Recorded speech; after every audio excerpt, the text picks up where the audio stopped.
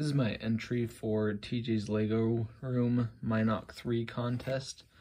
This is my own creation. I call it the VB-Luth.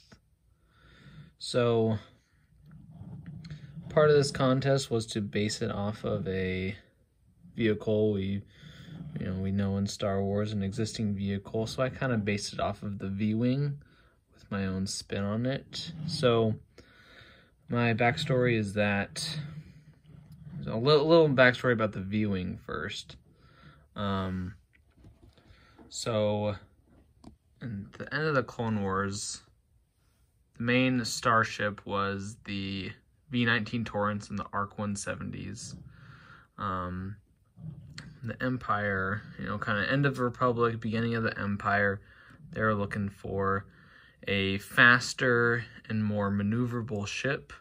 So they ended up actually with the V-Wing, and we can see that first appearance in the end of Revenge of the Sith.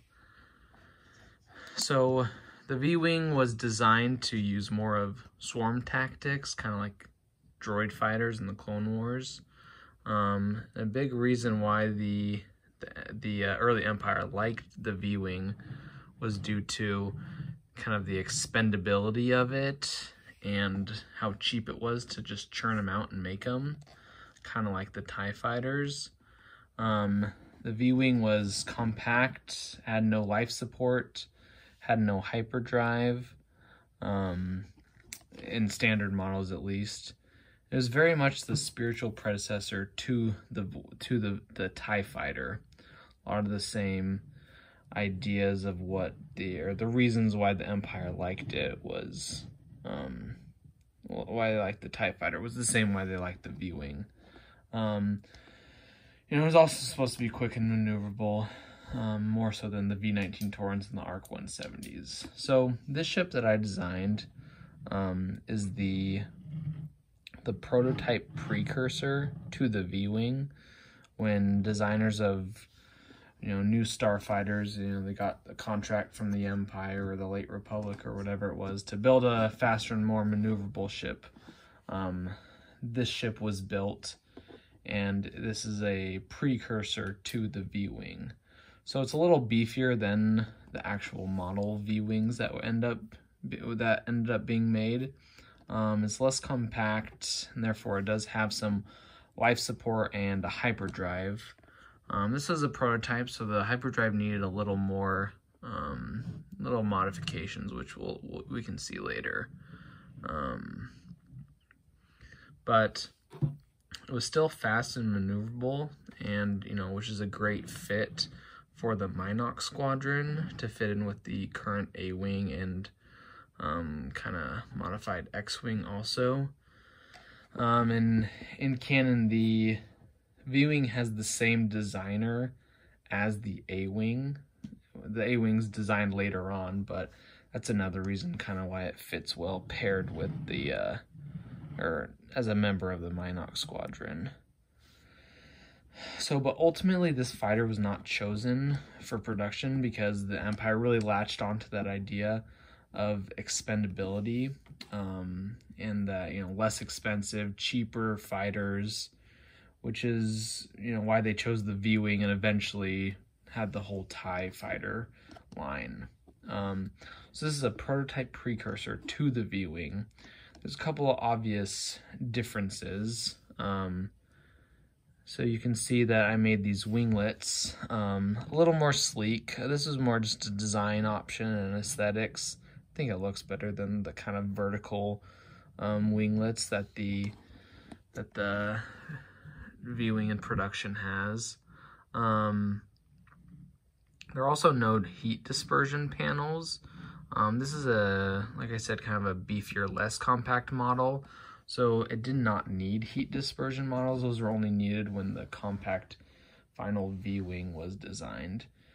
And also, the nose and kind of this front body is similar to the Jedi Delta class Starfighter. And in canon, the V-Wings and the Delta and the ETA class fighter, Jedi fighter, were designed by the same company, actually. So that's the kind of backstory. I wanted to show some of the features of this ship. So I have it on a stand, but it's very swooshable. You can just kind of grab it back. This is what it looks like kind of from the side. I'll stick it back on the stand in a second, just showing a couple different angles. So yeah, very swooshable. Very fun to do. Let me stick it back on the stand here. So part to fit in with the Mynock squadron is from a Lego design. It needed to have some greebling and some exposed machinery. I went with the less is more approach and just showed where, maybe 1.5 panels were taken off, and show some kind of under wiring and machinery underneath that. I've over greebled previous ships, especially some of my smaller or medium-sized fighters, so I like the less is more approach and just went with that kind of one panel being taken off. And it has the same vertical engines as the V-Wing. The V-Wing in production has. Really like the look of these and kind of how it's swooped back. There's a couple of exhaust ports right above, flanking that top engine.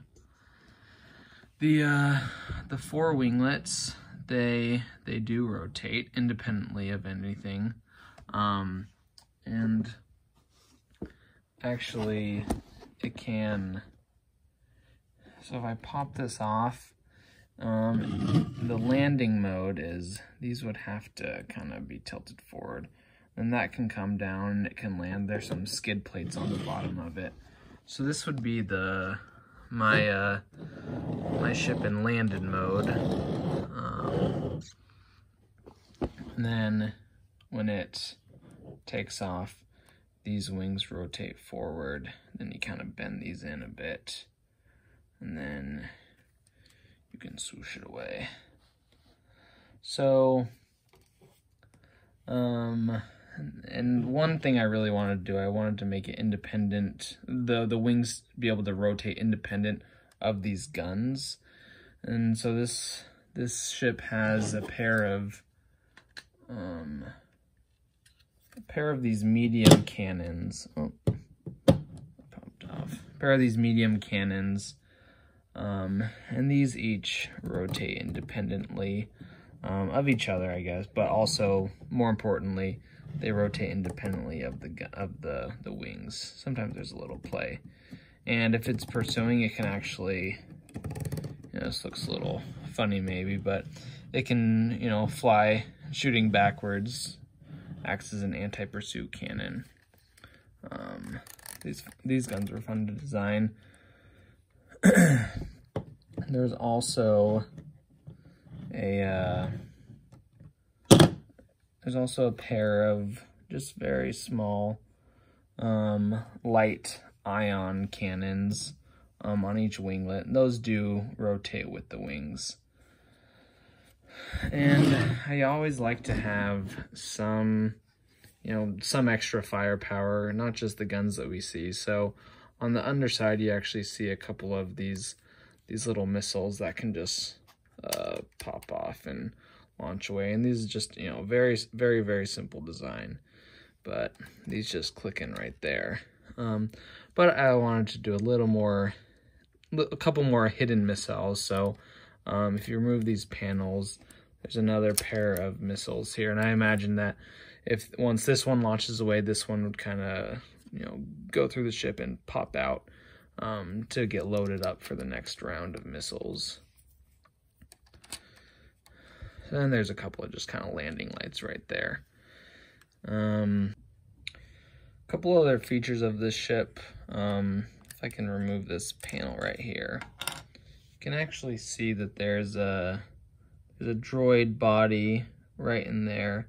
Kind of a little mini hyperdrive right there too. This was a prototype ship, so the V-Wings, when they were finished being designed, they didn't have a hyperdrive in there. So this was just kind of a rough hyperdrive, didn't work properly. So the pilot had to add this astromech in there, and it's actually embedded into the ship. I got the idea from a cross-sections book from the Phantom Menace. It's the Naboo Starfighter, and it has R2-D2's head is kind of separated from his body, because if you look at the ship, it's very obvious, but I didn't realize it until I saw the cross-sections book, that there's no way his shoulders would kind of fit in there, and right by his head is too skinny. The ship is too skinny right there. So the head and the body kind of get separated out for him to fit. But I took it a little farther and made it kind of a permanent part of the ship. And it makes sense with kind of the needed added hyperdrive capabilities. So also next up is the cockpit. So in order to get the angle of that TIE fighter / Jedi Starfighter windscreen piece, kind of make a weird connection. So in order to best see the pilot, I'm just going to pop this up and then open this up right here. And there's the pilot in there. He does have a couple of control sticks in there. A little hard to see. He has a nice little cushion, some little pillows back there for his head. It's not the easiest to take in and out though. While I'm putting this back in, talk a little bit about the design process. When the ship was first announced, or the contest was first announced, I built the winglets and the guns like right away. I made the winglets way too massive for minifigure scale. So I had to, I quickly redesigned those. And then I made, this whole front section. I feel like that's what I usually do. I usually make the side chunks first, like the engines or the wings. I make the front, and then I finish off with the back. I finished with the back today.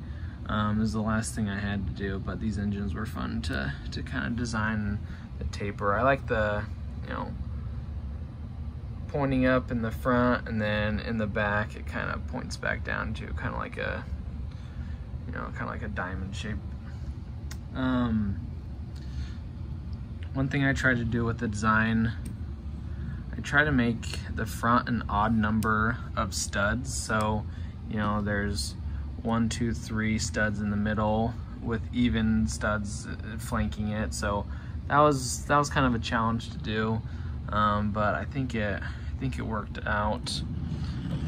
One other thing, to get the angle of the front right, that whole entire section is angled forward, and this whole section is actually hinged on a couple of plates, or a couple of hinge plates, but I didn't want it just to be flapping, so I used this flex tube right there and kind of locked it in on both sides of the ship, the front ship and the back ship. So now it's, it doesn't move, it's nice and stable.